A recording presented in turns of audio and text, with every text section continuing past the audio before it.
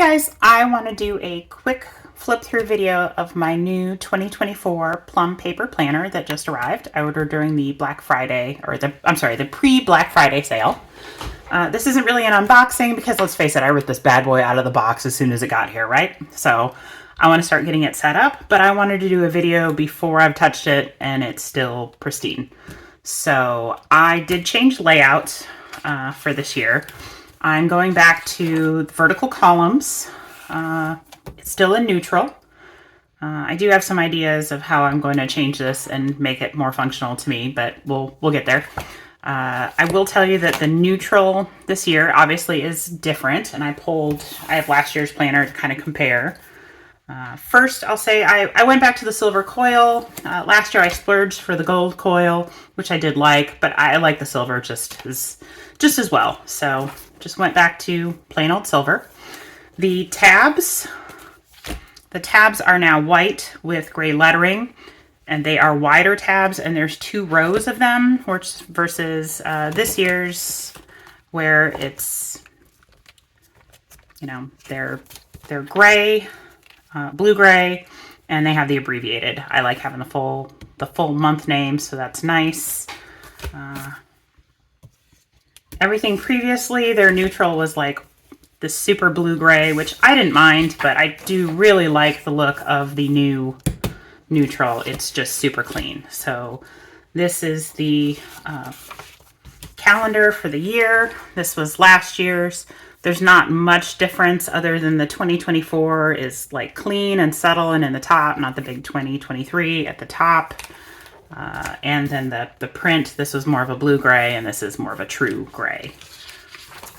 The special dates, similar, but last year's had the printed label, the gray label with the white text, and this is gray text, just very clean and elegant looking. Same with ideas, plans, and goals. Last year, those were gray labels that you could fill in yourself. I use this every year for grocery list and meal ideas. I've already printed out my own labels for this year that I will use. And I will do a separate setup video that shows how I set up my planner. I did one for 2023, and I will do one for this, but I wanted to show, just because so many changes in the neutral, I just wanted to show this planner like before I've touched it. So the monthly tabs now are cardstock.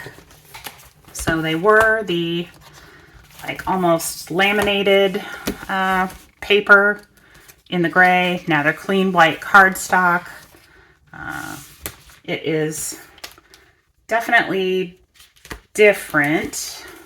No more circles. This is all just dot grid now. And then there's only 3 fields instead of 5 for you to figure out. I will tell you that the dot grid is exactly 31 boxes across, so one for each day of the month. Right now, I'm planning on using mine as a sleep tracker. I've made some labels that go from 1 to 31 and from 0 to 12. And I'm thinking what I'm going to do is just track my sleep.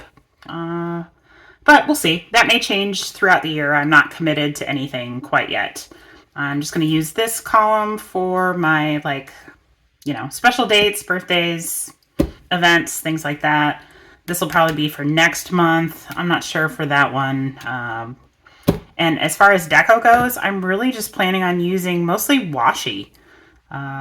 This is the same as last year. I will use this for like weekly highlights of what's going on, what kit I'm planning on using for the month, and what books I'm going to read. I did make a change. They now offer lined monthly, so I chose that. I think I'm going to like this. It just seems very functional. It's still clean looking. It'll be a lot easier to put stickers, boxes, labels down straight with the lines. I did get the US holidays pre-printed, which I usually do. I considered doing the lunar cycle.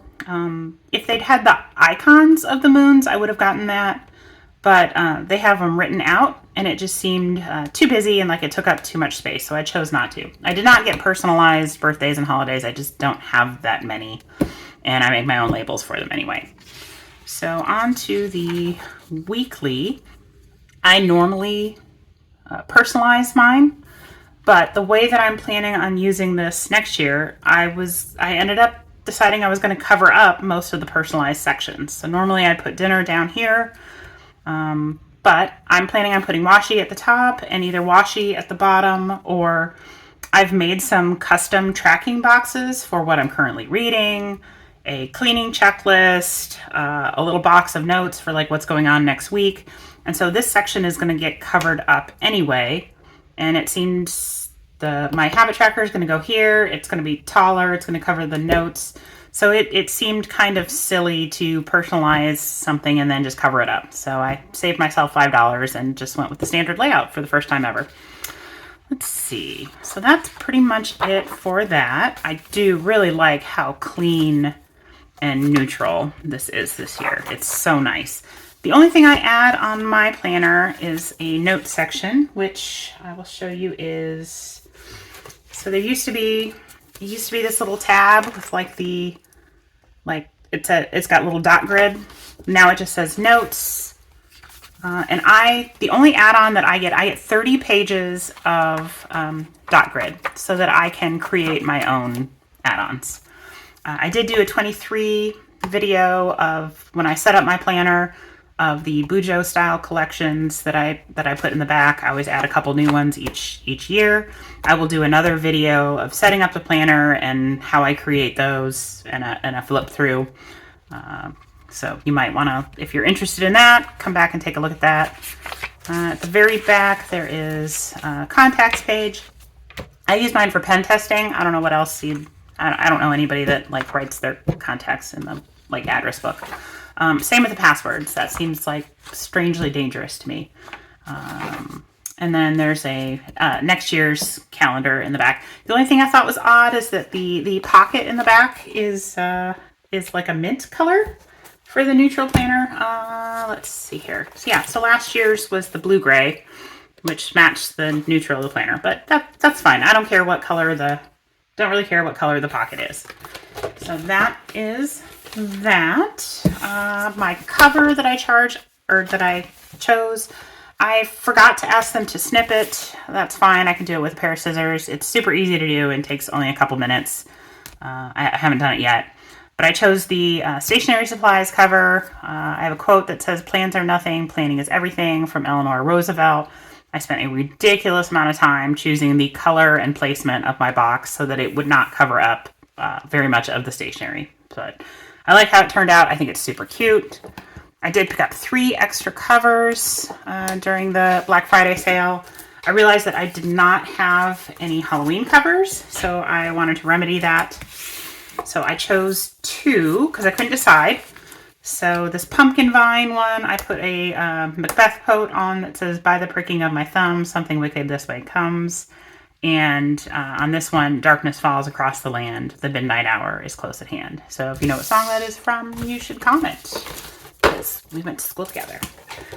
And then one more cover. I wanted just something clean and very neutral. So I picked this like floral black and white vine and a quote that says, "Fortune befriends the bold," that I thought was kind of clever.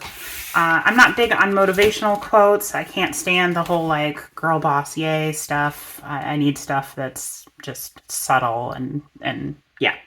So I do have a ridiculous amount of covers. I think I counted that I have 47 plum paper covers and 3 non-plum paper covers that fit this. If anybody is interested, maybe at the beginning of the year, I'll just do a video that's just a flip through of my covers. Because most of them have quotes. I'm always looking for a fun quote to customize my cover. So, all right, that is it. I have a ton of stuff to do this week because we are leaving for Rome on Sunday. I do plan on doing a couple videos and getting them preloaded, so so I'll be around while I'm gone. So everybody have a great couple weeks, and I'll see you when I get back. Bye.